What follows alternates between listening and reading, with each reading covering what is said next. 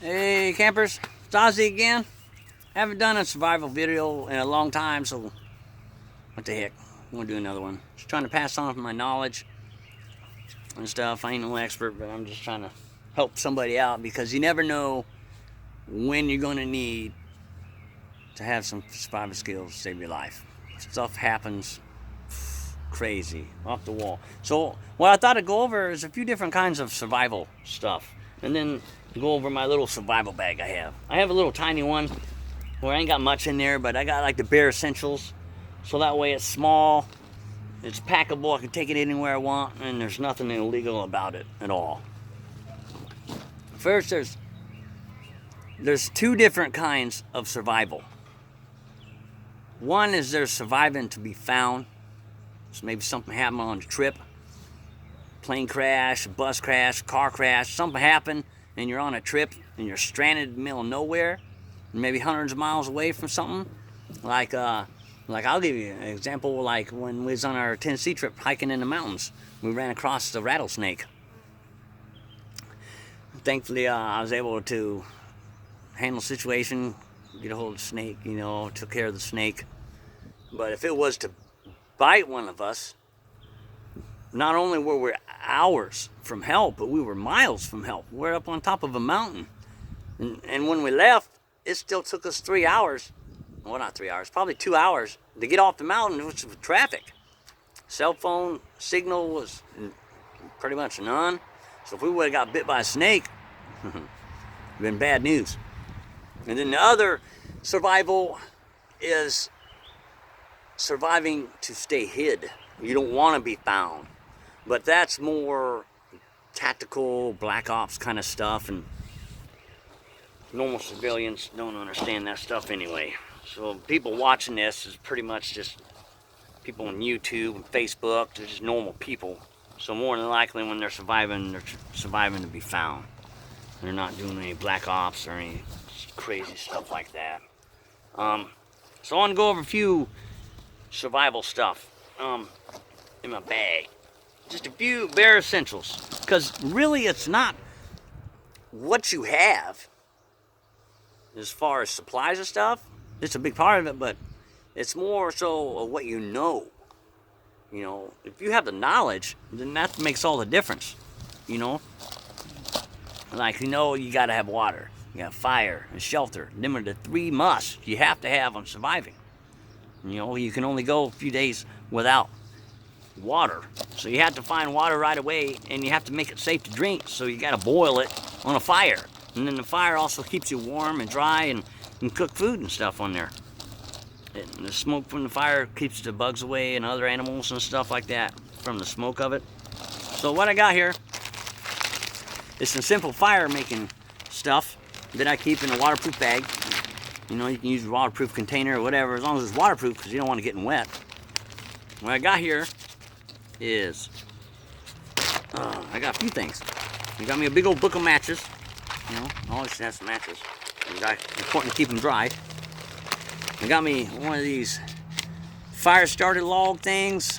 They work really great. Using some matches, a lighter if you have one. And I found this stuff here.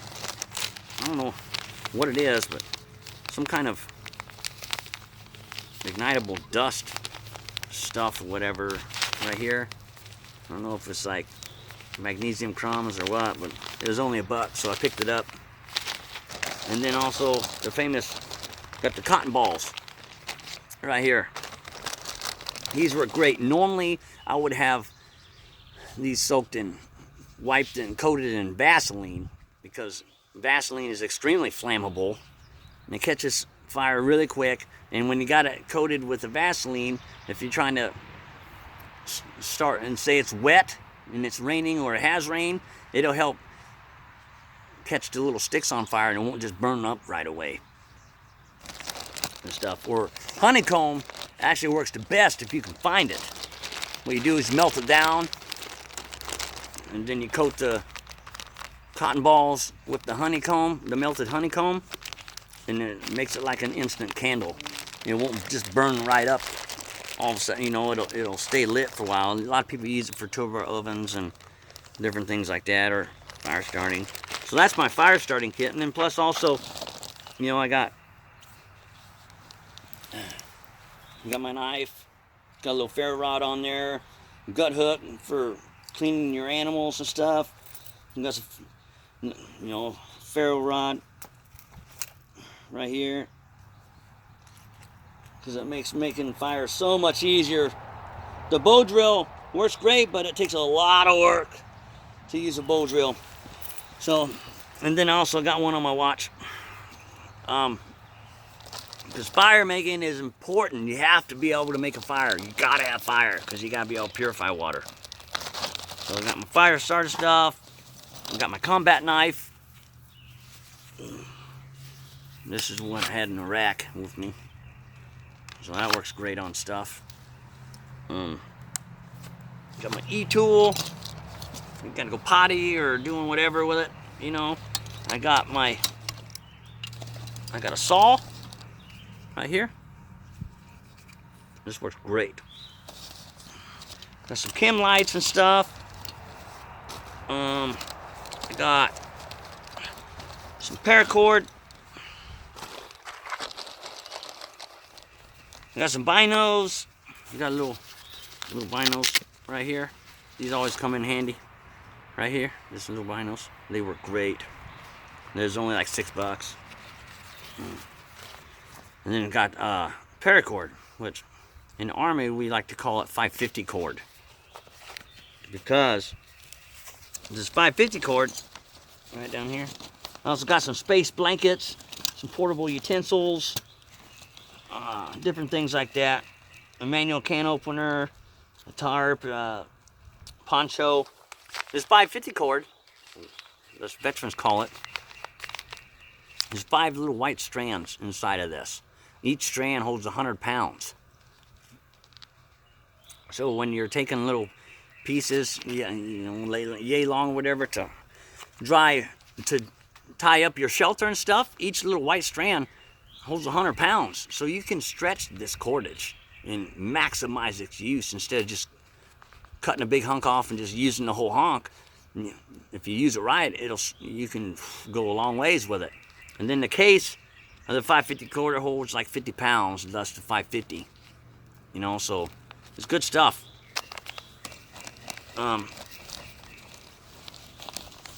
So that's some of the stuff I got in here for my survival bag. Got an atlas, so in case we're on a trip somewhere, say we're on a trip out of state, something happens, we're stuck in the middle of nowhere in the mountains or something, you know, I have an idea of where things are, where a town is.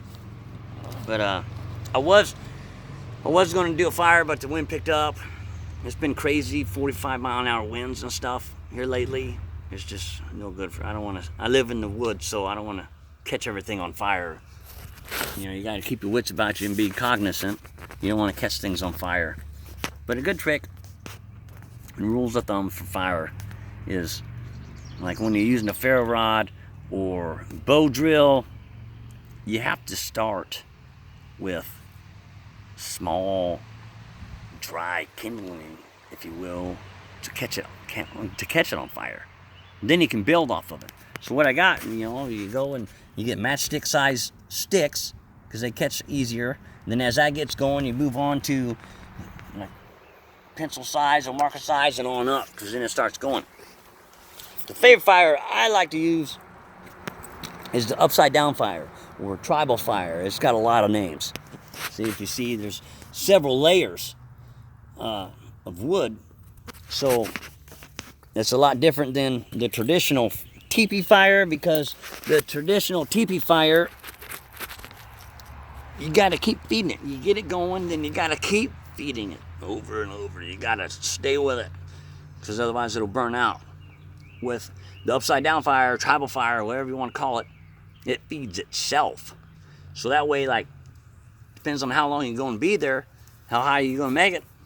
You can make the bottom out of wet wood if you have to, because by the time the coals in the fire get to it, it'll be dried and catch on fire. And then when it burns down, it's all coals, super hot, so you can keep boiling water on it. Use it for heat and stay warm. The smoke keeps all the animals and critters away. By far the best fire. or you can just dig a hole and use like a Dakota fire, if you will, if you want, and stuff. So I was gonna get this fire going, but I don't want to just only do survival fire videos. I want to cover all kinds of stuff on survival because, like I said, it's knowledge. It's not what you have, it's the knowledge. You know, even you should always have a knife on you, always. But if not, you can always chip rocks, chip them down to where they're sharp, and you can use that. You know, it's knowledge, what you have and your skills. And the most important thing to remember is it's a lot of work surviving. You can't just think, you know, you got to actually, it's a perishable skill. You don't want to wait until, God forbid, you have to be in a situation and you can't get the fire going, because psyche is a huge part of surviving. You know, it's cold, you're wet, you're mad, you're lonely, you're scared, you're hurt maybe, and windy, and you don't have any, and it'll beat you down. So you got to stay calm, keep your wits about you, you know, and just stay with it, and you'll get it. You know, I'm not no prepper. You know, I don't have every single thing I need, but I have enough that I know for my capability, for my knowledge, I have enough where I can survive for a long time on just a little bit I have here, you know. And that's key, because like I said, normal civilians, if they're surviving to be found. So hopefully you're not out there very long. You're out there just long enough to keep yourself alive until you run across somebody for help. You know, so when you're trying to survive to be found, you want to make it known that you're there. So plenty of smoke. You know, the universal signs with the X's or 3 dashes. You know, or if your car breaks down, pop the hood. Pop the hood and the trunk. You know, that's a universal sign somebody's broke down. And stuff like that. And use rocks on your fire, because that helps radiate heat. So that's just some basic survival stuff. I can't get the fire going right now because it's too windy. So we'll have to do it in a little bit.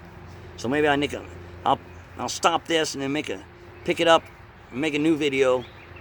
Another video with me actually doing the fire and showing you with the fire rod, and maybe next video I'll do a bow drill. So that's the basic of survival. 3 things that are paramount to survival: water, fire, shelter.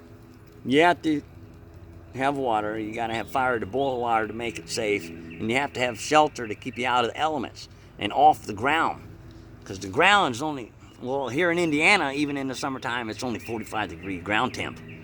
So you can't be on the ground. It'll suck the heat out of your body and you get cold and hypothermia and all kinds of stuff. Serious. So you got to stay off of the ground, whether it's got to be a pile of leaves, or cut some logs or sticks and make some kind of makeshift bed. It's not comfortable, but it'll keep you off the ground, keep you alive. Same with boiling water. You know, you got to get water out of a nasty creek or whatever. You boil it, make it safe. Doesn't mean it's going to taste good, but it's going to make it safe.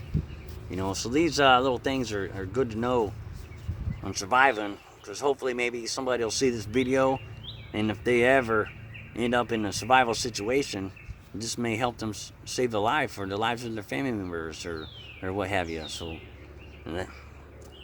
I'm a huge outdoorsman. I love surviving, and I love being outside, and I love teaching people stuff. So I don't know.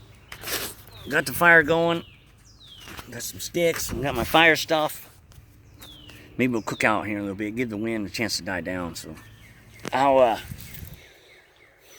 make another video and add it with this on boiling water and stuff. So just stay safe and God bless.